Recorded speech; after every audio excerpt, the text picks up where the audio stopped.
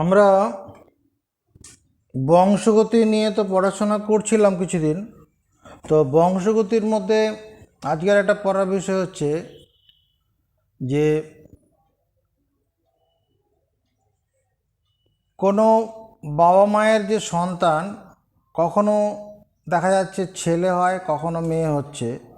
এবার কেন ছেলে হয় বা কেন মেয়ে হয়, বা এই ছেলে মেয়ে হওয়ার পিছনে মানে কার ভূমিকাটা রয়েছে, সেটার দিকে আমরা একটু দেখব। তো আমরা জানি জীবের প্রতিটি দেহকোষে, মানে মানুষের ক্ষেত্রে, মানুষ কেন, যে উন্নত যে কোনো জীবের দেহেই প্রতিটি কোষে দু রকমের কোষ ক্রোমোজোম থাকে প্রতিটি কোষের মধ্যে। একটা হচ্ছে অটোজোম আর একটা হচ্ছে যৌন ক্রোমোজোম। ক্রোমোজোম প্রতিটি কোষের মধ্যে, আমরা মানুষের কথাই ভাবি, আমাদের দেহের প্রতিটি কোষে, আমাদের দেহের প্রতিটি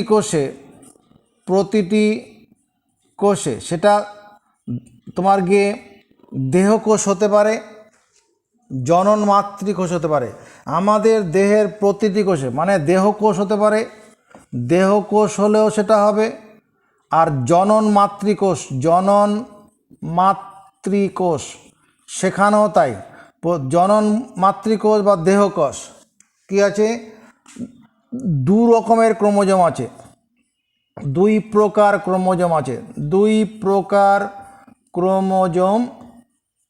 ক্রোমোজোম বর্তমান। সে দুই প্রকার ক্রোমোজোমটা কি? একটা হচ্ছে অটোজোম বা যার অপর নাম দেহজ বৈশিষ্ট্য নির্ধারক ক্রোমোজোম। দেহজ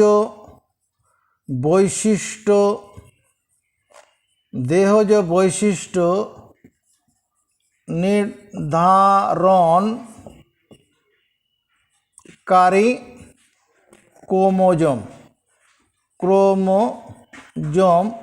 আরেকটা হচ্ছে যৌন ক্রোমোজোম বা এটাকে বলে সেক্স ক্রোমোজোম। এখানে এই যে দুরকম ক্রোমোজোম আছে, অটোজোম এটা হচ্ছে দেহজ বৈশিষ্ট্য কি? আমরা দেখব আমাদের আশপাশে যে মানুষজন রয়েছে, কেউ কালো, কেউ ফর্সা, কেউ বেটে, কেউ লম্বা, কারো মাথার চুলগুলো স্ট্রেট, কারো কোঁচকানো, এরকম এই যে বৈশিষ্ট্যগুলো, এগুলো হচ্ছে কি দেহজ বৈশিষ্ট্য। কারো তোমার কারো দেহ কিছু মোটা, মানে বাবা মা সবই মোটা প্রকৃতির চেহারা, আবার কেউ স্লিম চেহারার আছে। এগুলো সব দেহজ বৈশিষ্ট্যের মধ্যেই পড়ে। তাহলে যে দেহ আর যৌন ক্রোমোজোমটা কি? Sex chromosome. যে ক্রোমোজোমের জন্য কি হয়, কোনো একটি সন্তান সেটা পুত্র হবে না কন্যা হবে সেটা নির্ধারিত হয়। তো এখানে দু রকম ক্রোমোজোম আমরা দেখলাম। যে তাহলে অটোজোমটা কি বলবো? অটোজোম যে ক্রোমোজোমগুলো দেহজ বৈশিষ্ট্য নির্ধারণ করে।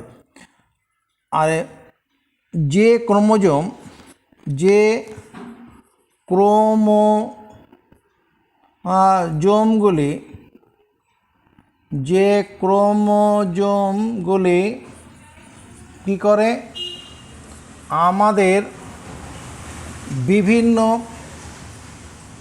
বিভিন্ন দেহজ বৈশিষ্ট্য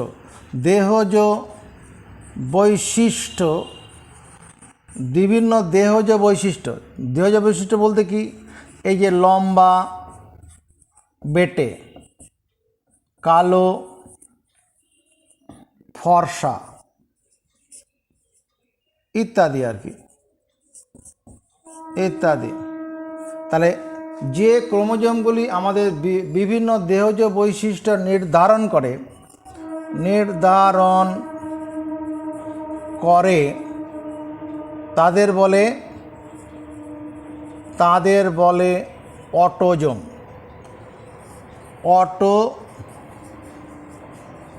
ক্রোমোজোম। আমরা জেনে থাকব আমাদের প্রতিটি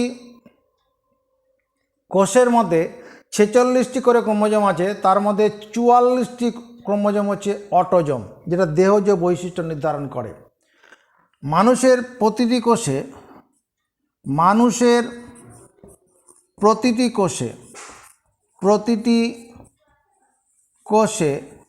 46টি বা 23 জোড়া ক্রোমোজোম আছে। 23 জোড়া ক্রোমোজোম আছে। ক্রোমোজোম বর্তমান মানুষের প্রতিটি কোষে 46টি বা 23 জোড়া ক্রোমোজোম আছে করে দাও ক্রোমোজোম আছে। এদের মধ্যে 44টি বা 22 জোড়া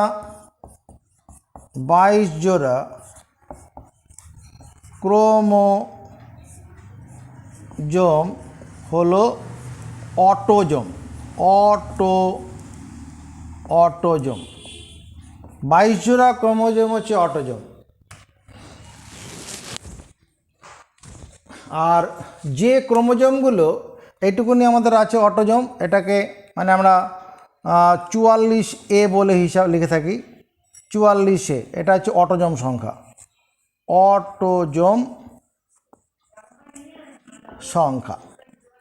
এবার যে ক্রোমোজোমগুলো যৌন বৈশিষ্ট্য নির্ধারণ করে, যে ক্রোমোজোম কি করে দুটি, বা যে ক্রোমোজোমগুলি করে দাও, যে ক্রোমোজোমগুলি যৌন বৈশিষ্ট্য নির্ধারণ করে। যৌন বৈশিষ্ট্য, এখানে যৌন বৈশিষ্ট্য বলতে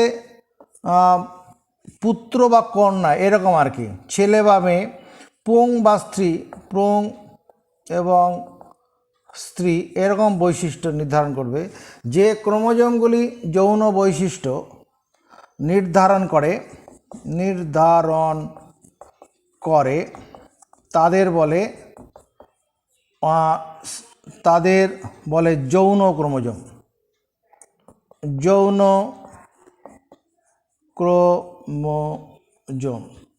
এই যৌন ক্রোমোজোম আমাদের প্রতিটি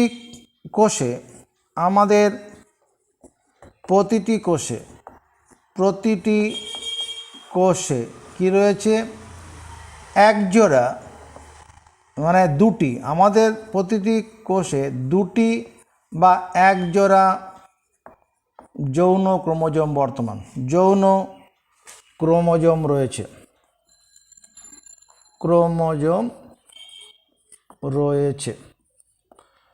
ক্রোমোজোম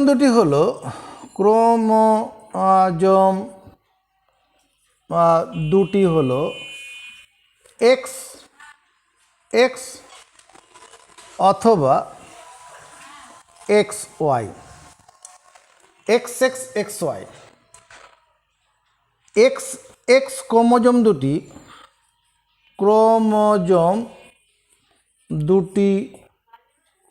থাকলে কি হয়?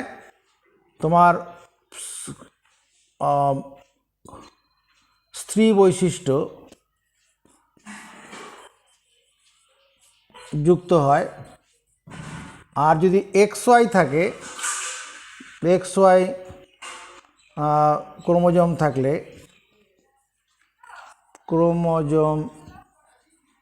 থাকলে তোমার পুং বৈশিষ্ট্য যুক্ত হয়। এবার এই এক্স ক্রোমোজোমটা কেমন দেখতে, ওয়াই ক্রোমোজোমটা কেমন দেখতে, এটার একটা চিত্র তুলে ধরা যাক।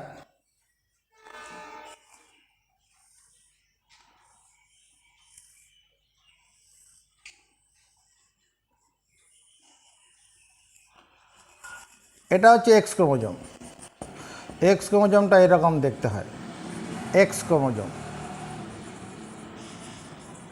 আর ওয়াই ক্রোমোজোমটা দেখতে কেমন?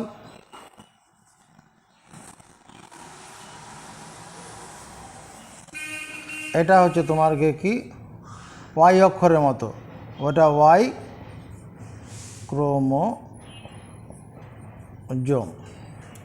তাহলে প্রতিটি পুরুষের দেহকোষে বা জনন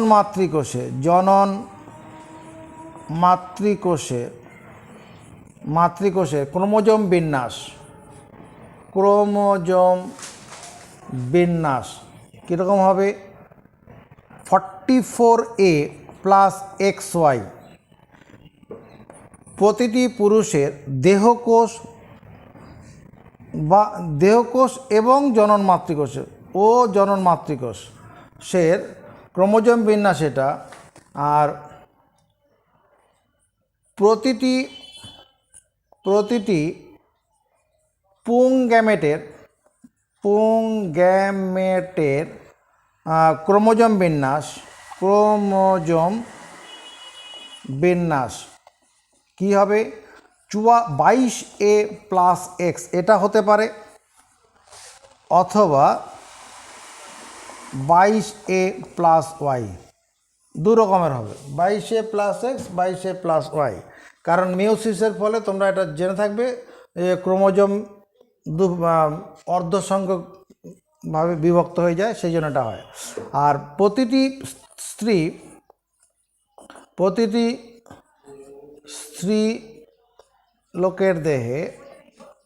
স্ত্রীলোকের দেহকোষে ও জনন মাতৃকোষের ক্রোমোজোম বিন্যাস কত? 44A প্লাস XX একরকমই থাকে। আর এখানে প্রতিটি স্ত্রী গ্যামেট মানে ডিম্বাণুর স্ত্রী গ্যামেটের ক্রোমোজোম বিন্যাস 22A প্লাস X এবং 22A প্লাস X। এই খাতায় তোলো আগে,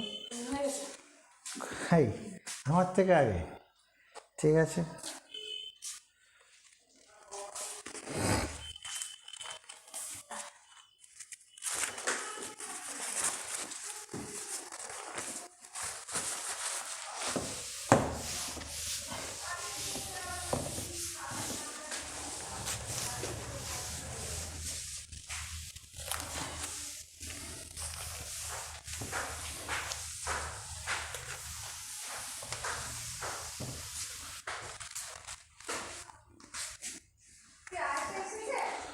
হ্যাঁ, চলে গেছে ফিরে, আজ কাজ করবে না।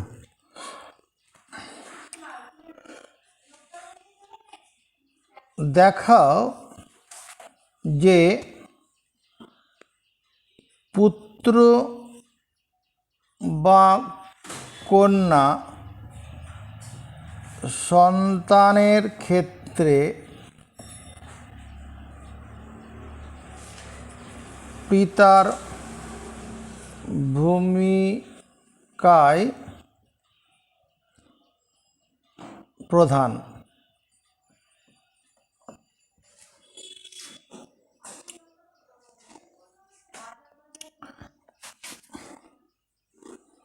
এখানে পিতা, এখানে মাতা, তাহলে পিতার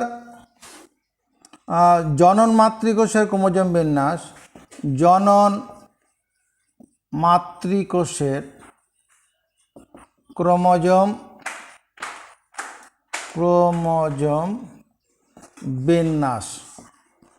বিন্যাসের ক্ষেত্রে কী হবে? 44A plus XY। আর মাতার ক্ষেত্রে কি হচ্ছে? জনন মাতৃকোষের ক্রোমোজোম বিন্যাস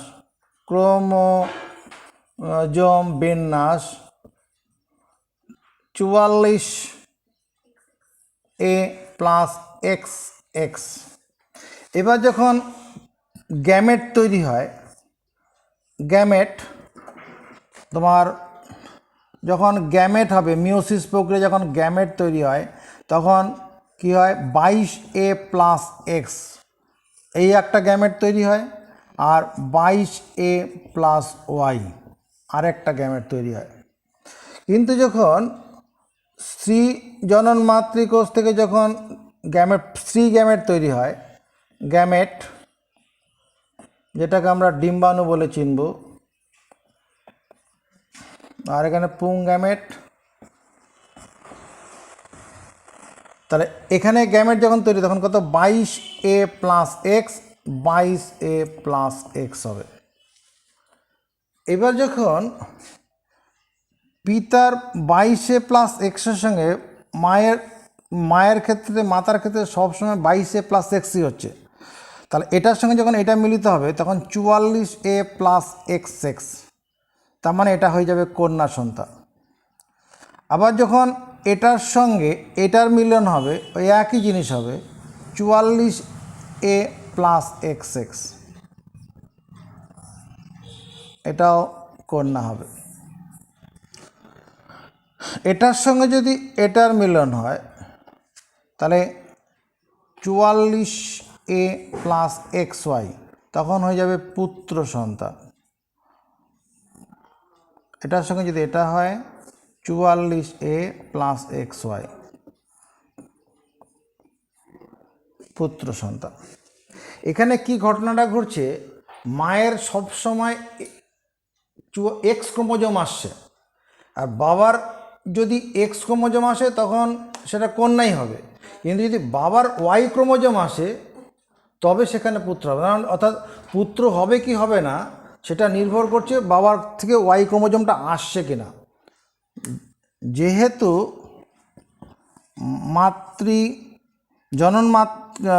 মানে মাতার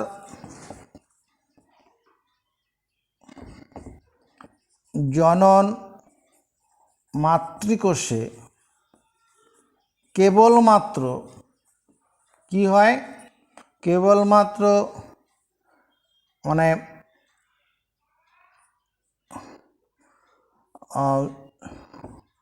যৌন ক্রোমোজোম এক্স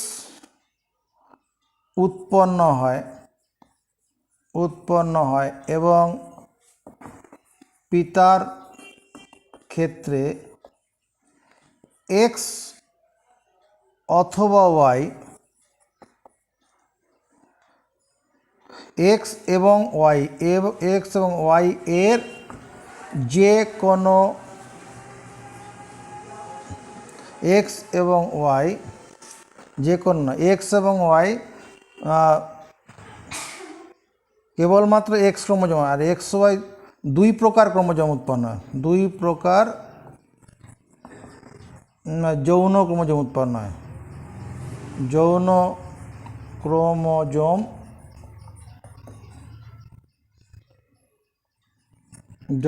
ক্রোমোজোম উৎপন্ন হয়। মাতার জনন মাতৃকোষে কেবলমাত্র যৌন ক্রোমোজোম এক্স উৎপন্ন হয়, আর পিতার ক্ষেত্রে এক্স এবং ওয়াই দুই প্রকার যৌন ক্রোমোজোম উৎপন্ন হয়। পিতার ওয়াই ক্রোমোজোম মাতার এক্স ক্রোমোজোমের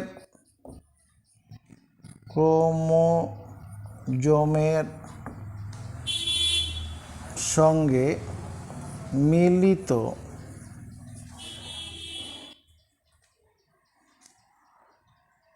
হলে তবেই কি হবে, পুত্র সন্তান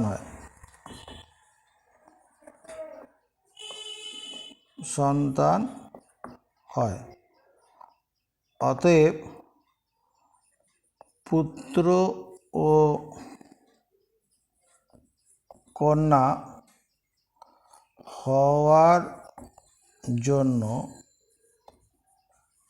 পিতার ভূমিকা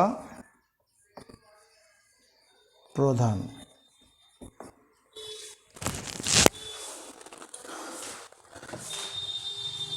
আমরা বংশগত রোগ সম্পর্কে পড়ে থাকব। বংশগতি পড়ার সময় একটু শুনেছি। বংশগত রোগ দু রকমের আছে। তো একটা হচ্ছে অটোজম বাহিত বংশগত রোগ আছে, আরেকটা হচ্ছে যৌন ক্রোমোজোম বাহিত বংশগত রোগ আছে। বংশগত রোগ দু রকমের আছে। বংশগত রোগ বংশ পরম্পরায় চলে আসে, বংশগত রোগ। এই বংশগত রোগ দু রকমের। এটা হচ্ছে অটোজম বাহিত, অটোজম বাহিত বংশগত রোগ, বংশগত রোগ। আরেকটা হচ্ছে যৌন ক্রোমোজোম বাহিত বংশগত রোগ, যৌন ক্রোমোজোম বাহিত বংশগতি রোগ।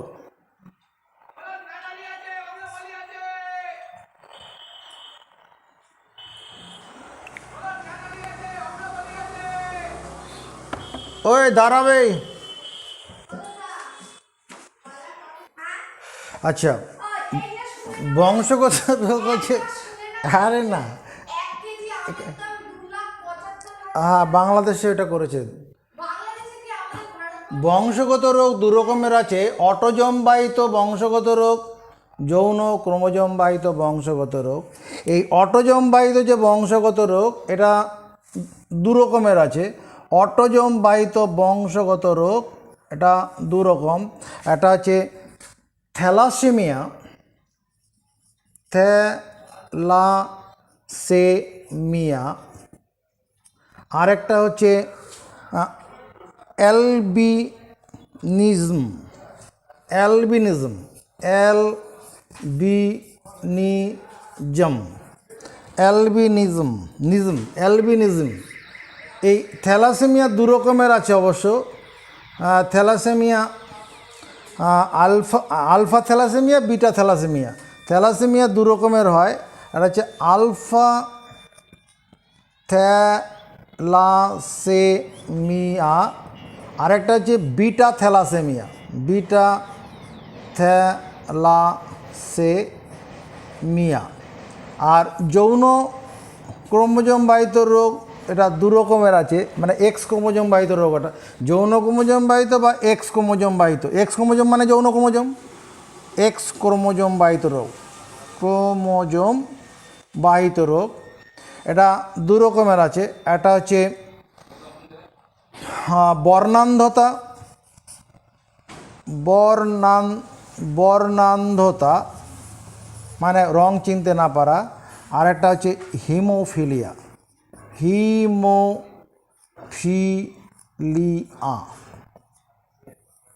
এই যে বর্ণান্ধতা, এই বর্ণান্ধতা নিয়ে বলি, কিছু কিছু মানুষ আছে যারা লাল সবুজ রং চিনতে পারে না, রং কালার ব্লাইন্ড বলে ওদেরকে।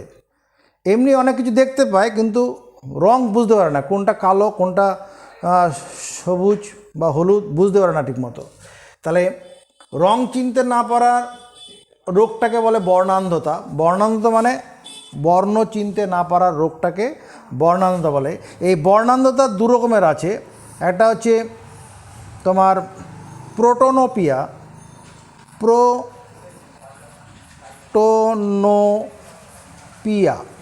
প্রোটোনোপিয়া ব্যাপারটা কি, যে বর্ণান্ধ রোগের জন্য কোনো ব্যক্তি লাল রং চিনতে পারে না, যে বর্ণান্ধ রোগের জন্য, যে বর্ণান্ধ রোগের জন্য, যে বর্ণান্ধ রোগের জন্য কোনো ব্যক্তি কি করতে পারে না, লাল রং চিনতে পারে না, লাল রং বা লাল রং শনাক্ত করতে পারে না, বলে দাও, শনাক্ত করতে পারে না, শনাক্ত করতে পারে না তাকে বলে প্রোটোনোপিয়া। প্রোটোনোপিয়া।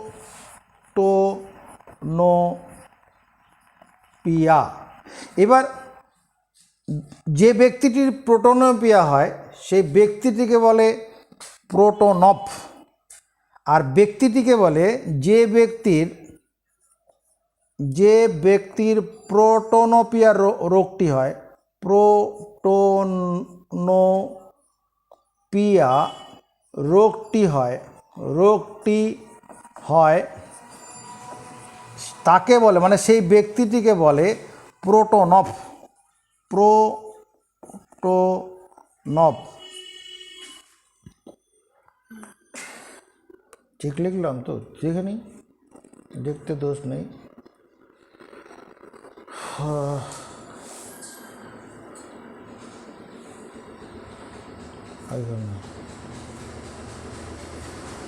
প্রোটোনোপিয়া, প্রোটোনোপ, নয়কার প, এখানে নয়ক, প্রোটোনোপ, নয়কার প হবে, প্রোটোনোপ।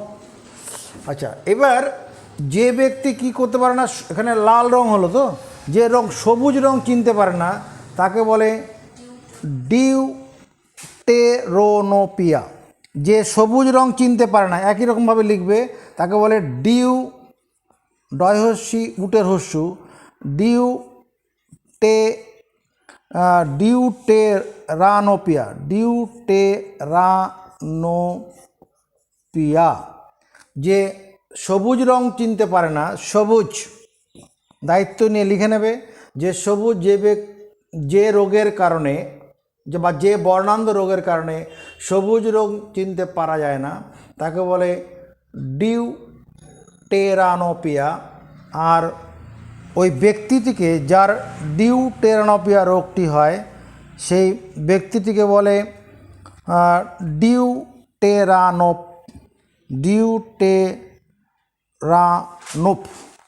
ডিউটেরানোপ, নয়কার প, ডিউটেরানোপ, ব্যক্তিটাকে বলে ডিউটেরানোপ। এই না, এখানে নেই, আমার কাছে জানা নেই। এবার হিমোফিলিয়া যে কথাটা বলছি আমরা, হিমোফিলিয়া এটা এক্স ক্রোমোজোম বাহিত রোগ। এতে এই রোগের কারণে হিমোগ্লোবিন, এখানে এই হিমোফিলিয়া রোগের জন্য তোমার রক্ততঞ্চনটা ব্যাহত হয়। অর্থাৎ রক্ততঞ্চন ব্যাহত হয় মানে কি, যদি কোনো কারণে শরীরে কোথাও আঘাতপ্রাপ্ত হয় বা ক্ষতস্থান তৈরি হয় কোথাও, তাহলে সেখান থেকে রক্ত ক্রমাগত পড়তে থাকে, রক্ত পড়া বন্ধ হতে চায় না। এই রক্ত পড়া বন্ধ না হওয়ার রোগটাকে বলে হিমোফিলিয়া।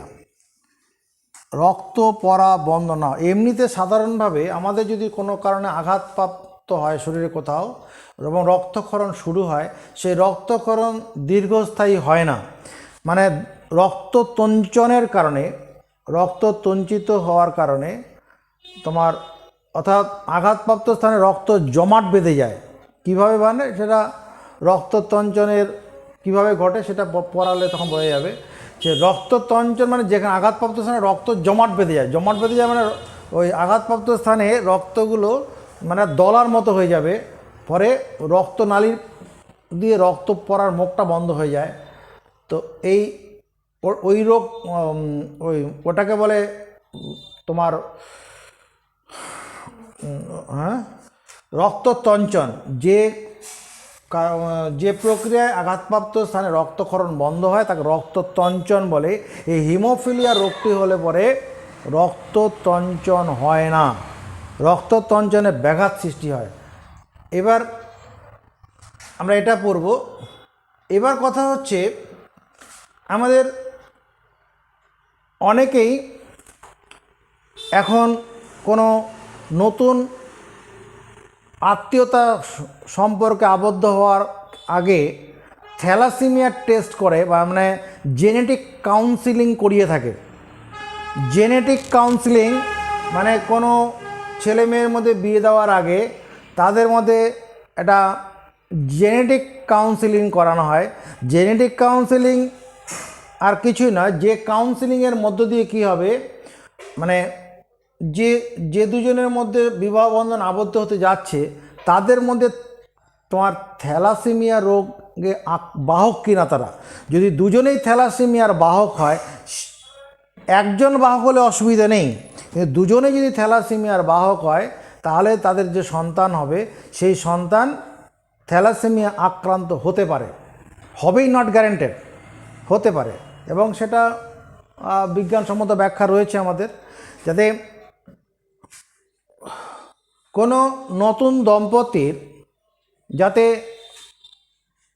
সন্তান যাতে থ্যালাসেমিয়া রোগে আক্রান্ত না হয় তার জন্য তাদের বিয়ে দেওয়ার আগে তোমার জেনেটিক কাউন্সেলিং করানো হয়। জেনেটিক কাউন্সেলিং করালে পরে তোমার সেই জেনেটিক কাউন্সেলিংয়ের মধ্য দিয়ে জানা যাবে যাদের বিবাহ বন্ধনে আবদ্ধ হওয়ার কথা ভাবা হচ্ছে তাদের মধ্যে কেউ থ্যালাসেমিয়ার বাহক আছে কিনা। যদি কোনো একজন বাহক হয় অসুবিধা নেই, উভয়ে বাহক হলে সেখানে তাদের সন্তান থ্যালাসেমিয়া আক্রান্ত হবে। যদি সন্তান থ্যালাসেমিয়া আক্রান্ত হয় তাহলে সারা জীবন তো বাবা মাকে ভুগতে হবে। সে মানে থ্যালাসেমিয়া আক্রান্ত রোগীদের প্রতি 2 মাস অন্তর অন্তর রক্ত দিতে হয়, তাহলে এই সমস্যাটা যাতে সারা জীবন ধরে ভুগতে না হয় সেই জন্য জেনেটিক কাউন্সেলিংয়ের প্রয়োজন হয়ে পড়েছে। তাহলে জেনেটিক কাউন্সেলিংয়ের প্রয়োজনীয়তাটা কি আমাদের কোয়েশ্চেনে থাকে, জেনেটিক কাউন্সেলিং এর প্রয়োজনীয়তাটা কোথায়। জেনেটিক কাউন্সেলিং বা জেনেটিক, এখন কোনো দম্পতির বিবাহ বন্ধন আবদ্ধ হওয়ার আগে তাদের জেনেটিক কাউন্সেলিং করানোর কথা বলা হয় কেন। Genetic counselling, genetic counselling, genetic counselling, তো জেনেটিক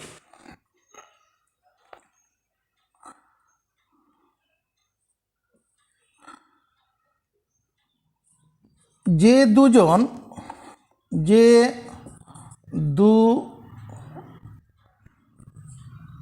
আচ্ছা, এখানে থ্যালাসেমিয়া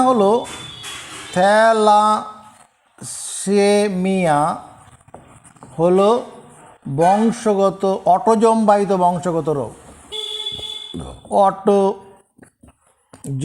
বাহিত বংশগত রোগ।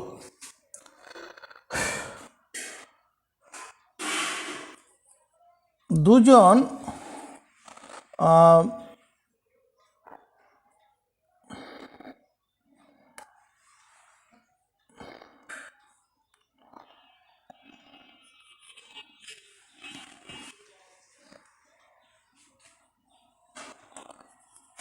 দুটি পরিবারের মধ্যে বিবাহ বন্ধনে আবদ্ধ হওয়ার পূর্বে কি করা হয়, জেনেটিক কাউন্সেলিং করানো হয়। মানে পূর্বে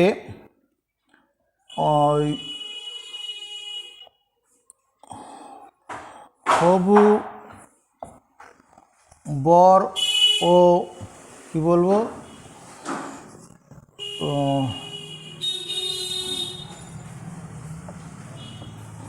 হবু বউই বলে দেই, কী হবে,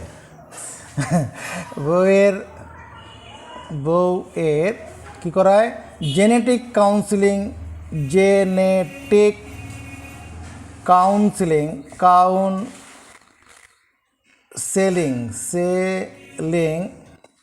সিলিংই হবে, জেনেটিক কাউন্সেলিং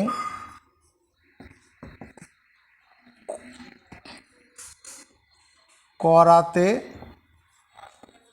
বলা হয়, কারণ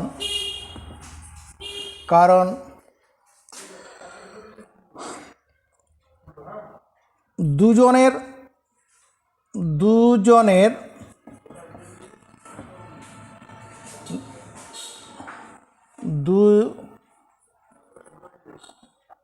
দুজনেই থ্যালাসেমিয়ার বাহক হলে থ্যালাসেমিয়ার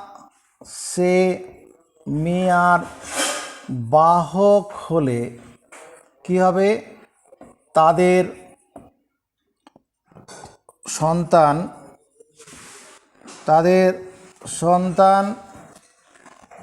থ্যালাসেমিয়ায় আক্রান্ত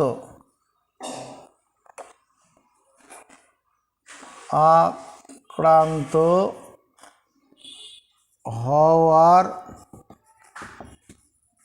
সম্ভাবনা কি হবে? 25% থাকে। কপাল খারাপ হলে সেই 25%-এর মধ্যে পড়ে যাবে, আবার ভালো থাকলে নাও আক্রান্ত হতো। দুজনেই থ্যালাসেমিয়া আক্রান্ত হলে পরে না, দুজনেই তো আক্রান্ত, 50% হয়ে যাবে। একজন আক্রান্ত হলে পরে কিছু হবে না। একজন যদি আক্রান্ত আরেকজন স্বাভাবিক থাকে, তাহলে তাদের সন্তান থ্যালাসেমিয়ার বাহক হতে পারবে, কিন্তু থ্যালাসেমিয়া রোগে আক্রান্ত হবে না। তাহলে দুজনে যদি থ্যালাসেমিয়ার বাহক হলে তাদের সন্তান থ্যালাসেমিয়া আক্রান্ত হওয়ার সম্ভাবনা 50% থাকবে। আর একজন বাহক হলে তাদের সন্তান কী হবে?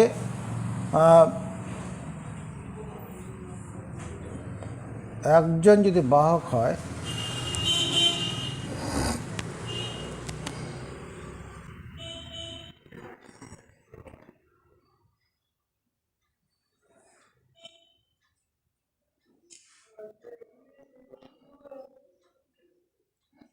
ভুল করছি আমি, উভয়েই যদি থ্যালাসেমিয়ার বাহক হয়, তাহলে তাদের এখানে ভুল হচ্ছে। উভয়েই থ্যালাসেমিয়ার বাহক হলে তাদের 50% সন্তান থ্যালাসেমিয়ার বাহক হবে, থ্যালাসেমিয়ার বাহক, এবং 25% কী হবে? মেজর থ্যালাসেমিয়া আক্রান্ত, মেজর থ্যালাসেমিয়ায় আক্রান্ত হবে, থ্যালাসেমিয়ায়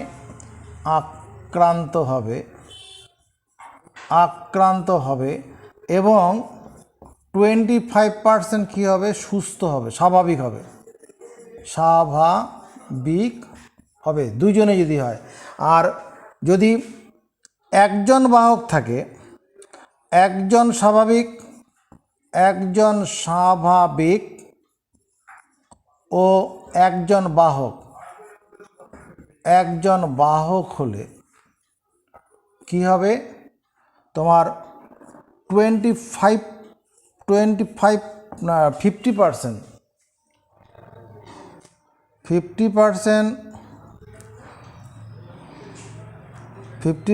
সন্তান বাহক হবে, মেজর থ্যালাসেমিয়া আক্রান্ত হবে না। যেমন ধরো, আমি এখানে একটা স্বাভাবিক পিতার কথা বলছি, যে পিতা হতে যাবে, তার থ্যালাসেমিয়া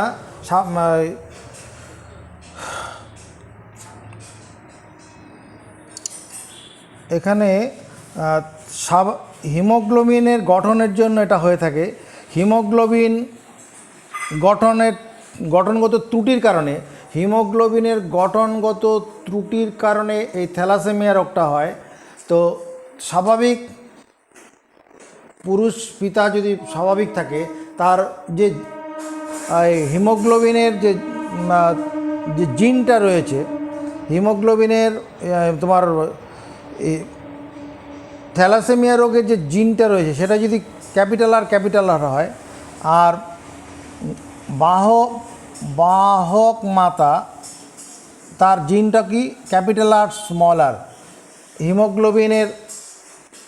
হিমোগ্লোবিনের গঠনে যে জিনটি রয়েছে সেটা ক্যাপিটাল আর। ক্যাপিটাল আরটা বা এখানে এই ক্যাপিটাল আর হচ্ছে তোমার গিয়ে কি প্রকট, এই স্মল আরটা হচ্ছে প্রচ্ছন্ন, ওটাকে দাবিয়ে রেখেছে, ওটা প্রকাশ পেতে দিচ্ছে না। এবার যখন গ্যামেট তৈরি হচ্ছে, গ্যামেট তৈরি হওয়ার সময় কী হয়, এই ক্যাপিটাল আলাদা হয়ে যায়, আর এখানে ক্যাপিটাল আর স্মল আর আলাদা হয়ে যায়। এবার এটার সঙ্গে যখন এর মিলন হবে, ক্যাপিটাল আর স্বাভাবিক সন্তান হবে, স্বাভাবিক সন্তান, কোনো অসুবিধা নেই। যদি এটার সঙ্গে এটার হয় তাহলে বাহক সন্তান হবে, যদি এটার সঙ্গে এটা হয় স্বাভাবিক হবে, আর এটার সঙ্গে যখন এটার আসলো তখন বাহক।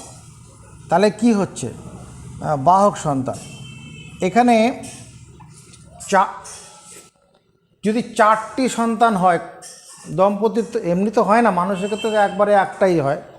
এই যদি 4টে সন্তান হয় এরকম ব্যাপার আসে, তাহলে 2টো সন্তান কি হচ্ছে, 2টো সন্তান স্বাভাবিক হবে আর 2টো হয়ে যাবে বাহক। তাহলে 4টার মধ্যে 2টো, তাহলে 50%।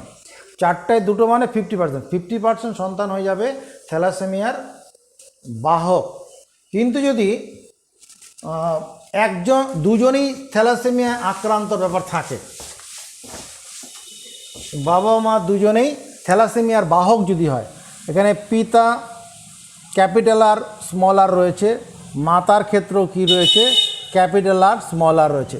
অর্থাৎ থ্যালাসেমিয়ার যে ওই হিমোগ্লোবিনের গঠনগত ত্রুটি, সেটা স্মল আর, সেই ত্রুটি।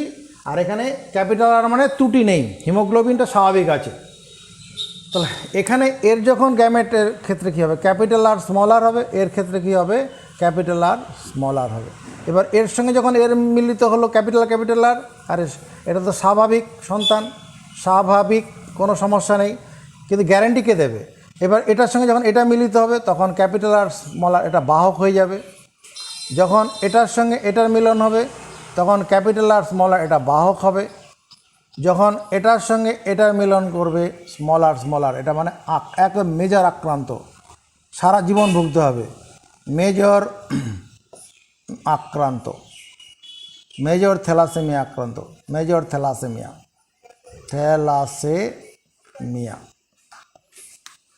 তাহলে এবার এই রিস্কটা যাতে না হয়, এই আগামী প্রজন্মে যেন কারো কোনো দম্পতির এই মেজর থ্যালাসেমিয়া আক্রান্ত সন্তান না আসে, তার জন্য জেনেটিক কাউন্সেলিংয়ের প্রয়োজন।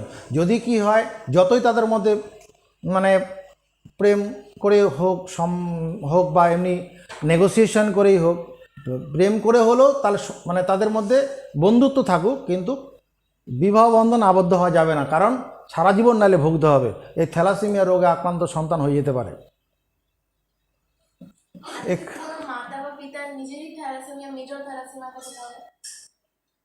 তার দুজনে যদি মেজর হয় তা তো ও তো সবই তো মেজরই হবে। দুজনে যদি মেজর থ্যালাসেমিয়া আক্রান্ত হয় তাদের এখানে কি হবে, যদি পিতারও ক্ষেত্রে থ্যালাসেমিয়া মেজর স্মল আর, এখানে মাতাও যদি স্মল আর হয়, তাহলে কি হবে, তাদের যতগুলো গ্যামেট হবে সবই তো একই হবে, স্মল আর। তাহলে ওখানে কী হবে, সব থ্যালাসেমিয়া আক্রান্তই হবে। এরা তো মানে প্রতি মুহূর্তে বিপদের মধ্যে দিয়ে চলছে, মেজর থ্যালাসেমিয়া আক্রান্ত যারা, তারা বিয়ে শাদী করে না। আচ্ছা, যাকে তো এই থ্যালাসেমিয়া রোগটা হচ্ছে কেন, আমাদের হিমোগ্লোবিনের মানে লোহিত রক্তকণিকায়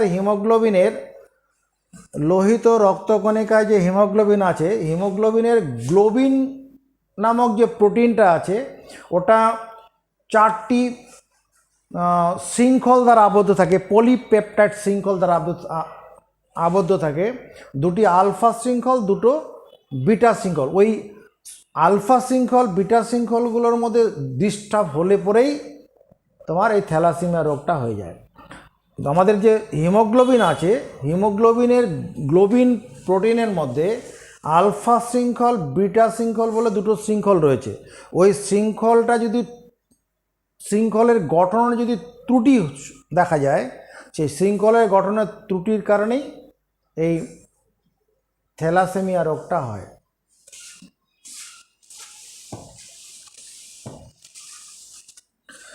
তাহলে সকল স্বাভাবিক মানুষের হিমোগ্লোবিন, এই কথাটা এখানে জেনে রাখি, সকল স্বাভাবিক মানুষের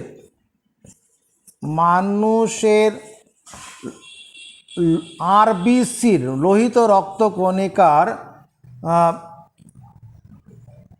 আরবিসির মধ্যে থাকা হিমোগ্লোবিনের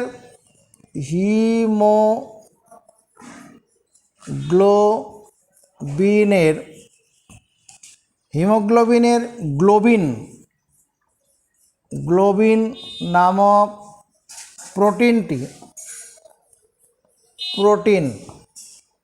হিমোগ্লোবিনের গ্লোবিন নামক প্রোটিনটি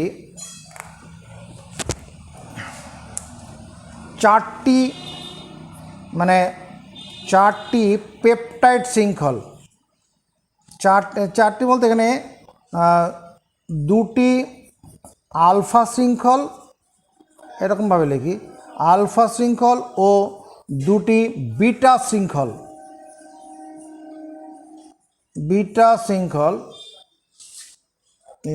গ্লোবিন নামক প্রোটিনটি দুটি আলফা শৃঙ্খল, দুটি বিটা শৃঙ্খলে যুক্ত থাকে। এই আলফা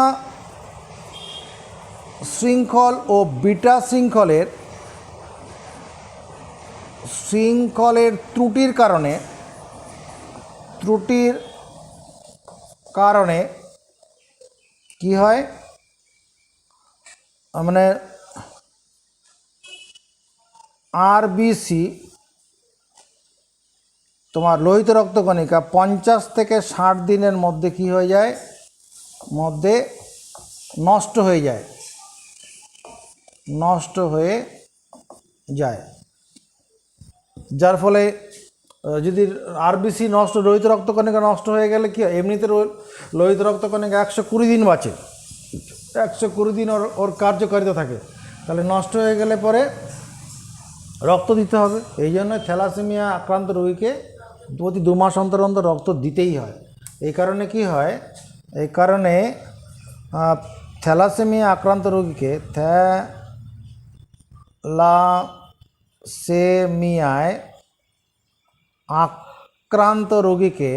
আক্রান্ত রোগীকে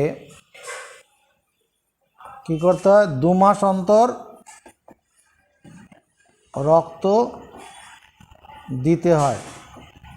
আমরা পরের দিন ওই হিমোফিলিয়া রোগটা কেন হয়, তারপরে বর্ণান্ধতা রোগটা কেন হয়, সেই ব্যাপারে পরের দিন আলোচনা করব। তো আরেকটা কথা বলছি, বংশগতি নিয়ে এইটুকুন হলে আমাদের বংশগতিটা হয়ে যাবে। যে অনুশীলনী যেগুলো রয়েছে, অনুশীলনীর তোমার বইতে এমসিকিউ বা অবজেক্টিভ যেগুলো আছে নিজে করার চেষ্টা করো, যেটা পারবে না সেটা পরে সাপ্লাই করা হবে।